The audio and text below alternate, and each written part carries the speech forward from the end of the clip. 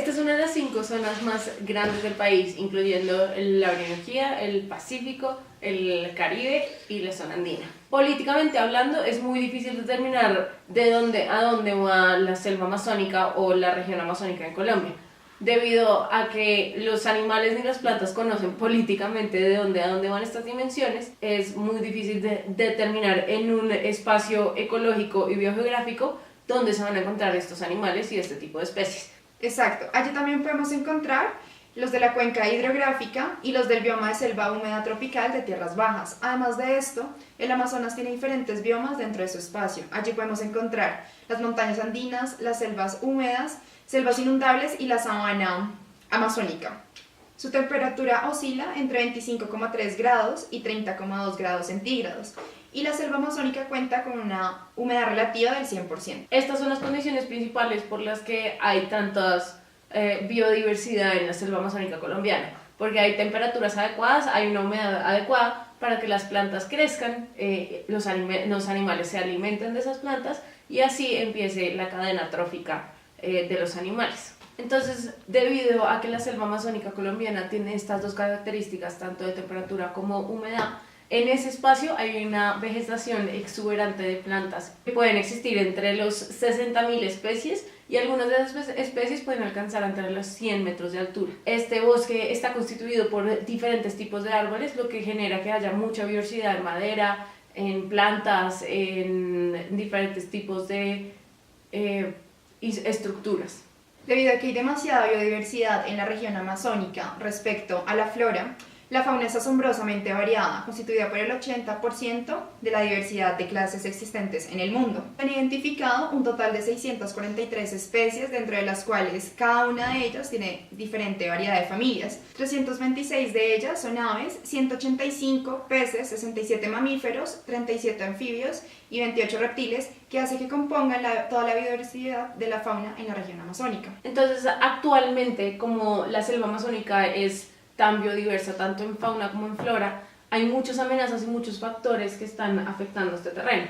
Entre estos factores se encuentra la falta de recursos que el gobierno aporta a esta región, los saqueadores, que son los que están encargados de la deforestación y la extracción de recursos vegetales y animales innecesarios, la contaminación del agua y del medio ambiente. Estas en general son todas las razones que han causado todos los incendios de los últimos años. Así es. Además de esto, las multinacionales son las encargadas de la exploración de estas riquezas minerales, tales como son los petróleos, los minerales, el gas natural, entre otros muchos factores más. La ausencia de leyes protectoras de la selva ha afectado mucho esta región. Además de esto, el 15% del bioma amazónico tiene concesiones mineras y contratos para la extracción de petróleo y gas, lo que ha cambiado mucho la biodiversidad y los componentes de la tierra. Pero estos no son los únicos problemas. También encontramos que el 37% del territorio indígena se está viendo afectado por 500 posibles contratos mineros en la región. Y además, la actividad que más ha generado daños en la región ha sido la agricultura, porque han necesitado cambiar el suelo y cortar un montón de árboles para producir productos como la soya o como la ganadería y producir carne, que con motivos de exportación extranjera, ni siquiera es de consumo nacional, sino para llevarlo a países como China.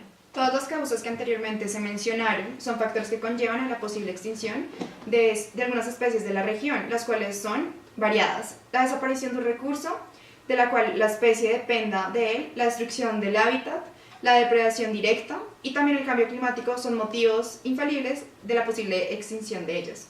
Pero antes de hablar de esto, deberíamos hablar entonces de la definición de una especie en peligro de extinción. Entonces, y para esto vamos a dividir como la frase en 3 palabras importantes, que serían peligro, extinción y lo que conlleva a una frase que sea una especie en peligro de extinción. La palabra peligro es el peligro o el riesgo de que ocurra algo malo. Se trata de una situación latente con potencial dañino tanto al cuerpo, al medio ambiente como a la propiedad. El peligro puede estar dado por amenazas físicas o por situaciones abstractas. La extinción, por otra parte, es la desaparición de todos los miembros de una determinada especie.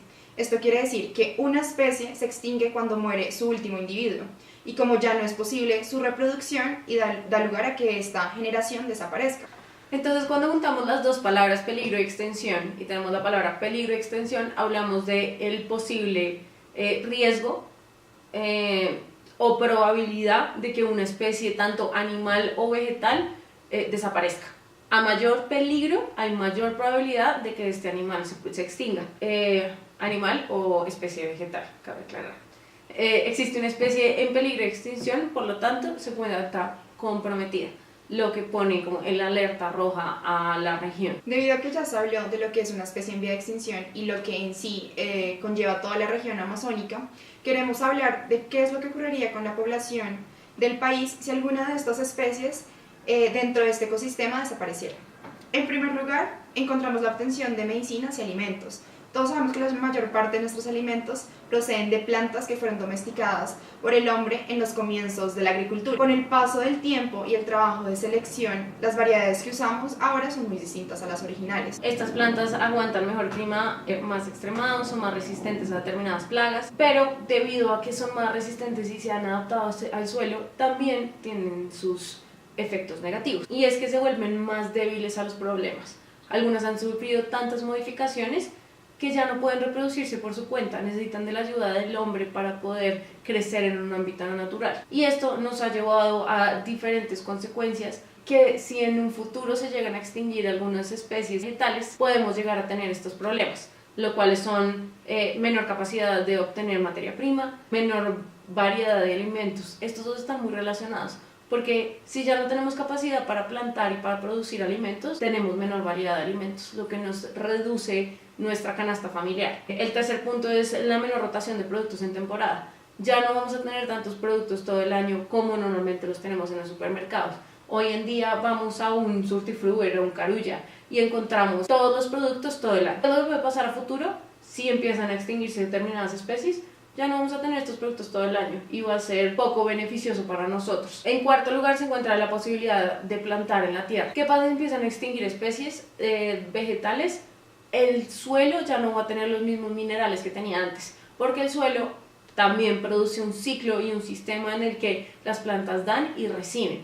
Si ya este sistema ya no funciona, la tierra ya no va a ser igual de fértil para producir todos los alimentos, lo que va a generar más extinción de especies vegetales. Y por último, menor resistencia a productos y a plagas, que es básicamente nuestra tierra ya no va a ser resistente a nada y vamos a tener menos productos que para poder consumirlos a diario. Otro factor que desencadenaría debido a la extensión de especies es la ruptura de relaciones en los ecosistemas. Allí podemos encontrar que hay especies que cierran ciclos tróficos o reproductivos en el ecosistema y por tanto son especies claves en la región. Por ejemplo, en el caso de las plantas, ellas son esencialmente tropicales y dependen para su polinización de especies concretas como insectos, murciélagos, colibríes u otros animales. Como ejemplo, se puede hablar de la posible desaparición de la tortuga de Florida, donde se ha comprobado que si desaparece esta especie, en este hábitat, al menos 37 especies de invertebrados desaparecerían también. Algunas especies desempeñan funciones claves en el ecosistema